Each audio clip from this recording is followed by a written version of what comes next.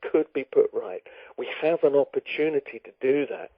And what I think was very, very important with the election of Barack Obama was not the man himself, because as you will doubtless know, and many listeners will know, a lot of people feel that he is a continuation of the old agenda. Yes.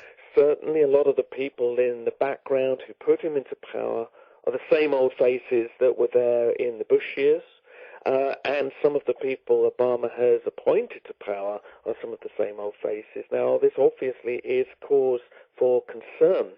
Now, whether or not that reveals anything of the man himself, or whether he is just having to go along with, other programs in the hope that he can change it from within, well, we can't say that yet. I know people like Alex Jones, for instance, are convinced that, he is just another New World Order puppet. But I think there are people who hope that's not the case.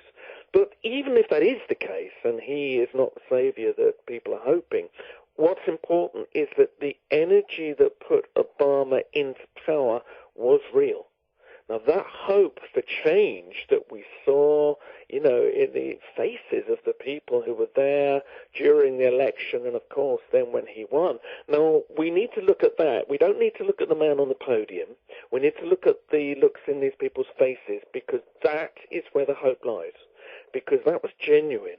And that need for something new, even if it's been perhaps slightly naively projected onto this sort of messianic figure, falsely, nonetheless, the hope that is in their faces, you can see, is one that this could be different.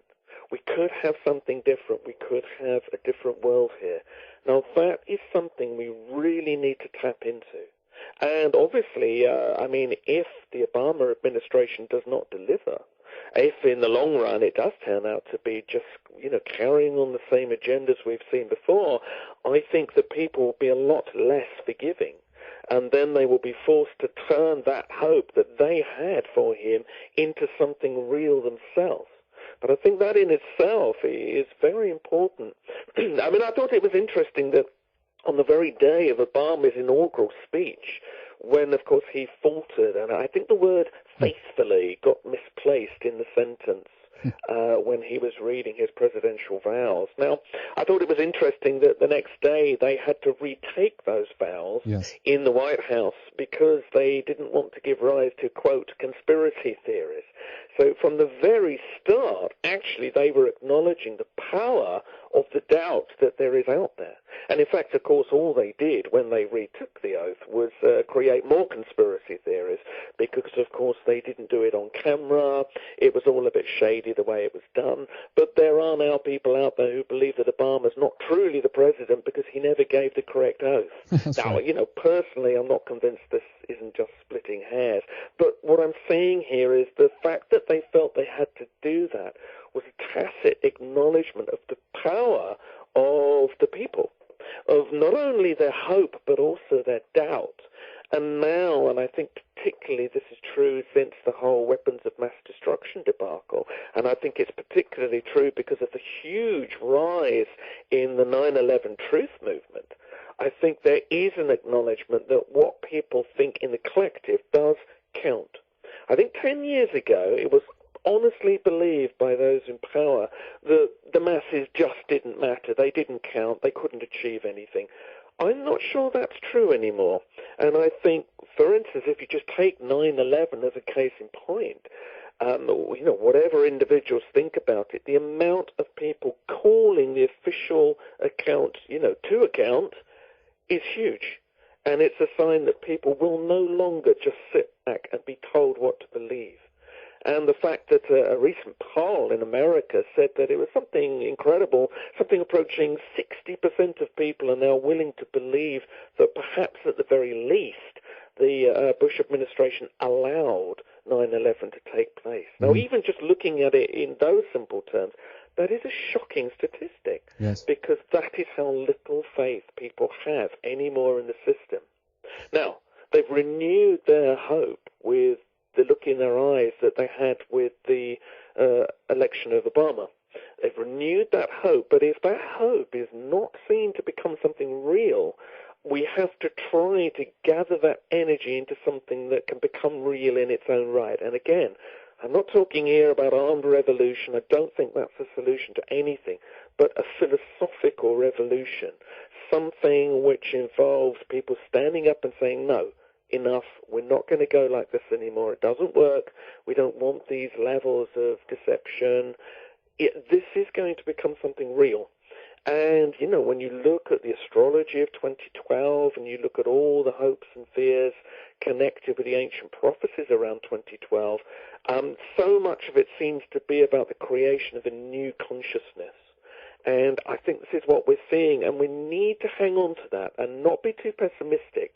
And even if we are being misled, even if there are powers out there trying to control us, even trying to wipe us out, the good news is people have noticed. And although you might consider that the mainstream is too blind and most people don't know, as I say, what I find is when you start to talk to people about this, be it just on the bus or in the office or with the people that you know, it's amazing how quickly they will say, you know, yeah, that feels right. I can absolutely believe that. People are not stupid. No. There's something welling up in the collective now which could be turned absolutely to humankind's advantage, and I think that offers great hope. But, you know, we stand at a very important point now. We need to create that, shape that into something positive now while we've got the chance, and I think we have a marvellous opportunity literally at our feet now in the next 2 or 3 years, and I think many people feel that strongly.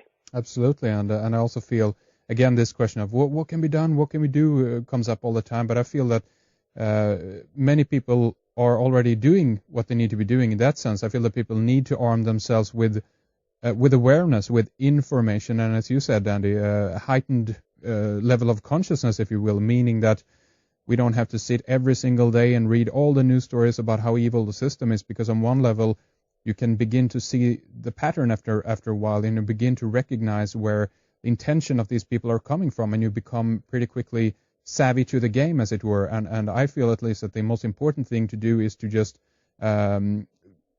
take ourselves or yourself to that level of awareness where you can actually be able to see how the game is being played. And again, there's always multiple layers to this. There's depths that you can go into, so to speak, or other perspectives and so forth. But basically, this idea of what can we do, I feel that many people are already doing it, and hopefully in some way this is what will kind of culminate, if you will, at the end, where enough people talk about this and enough people become aware, then we have done what we need to do in order to get real people either in a political system or whatever it might be. That will kind of solve itself, I feel, if people actually are aware of what they're doing, who they're voting for, and so forth, if you know what I mean.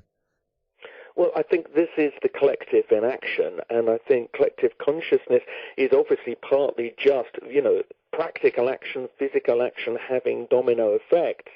But also, I mean, if you look at the whole new science of consciousness, if you look at the work of people like Dean Radin and the whole Global Consciousness Project, where people have even now developed computers which can seemingly detect ripples in what they're calling the collective consciousness field, it even seems that what we think in itself affects the material world.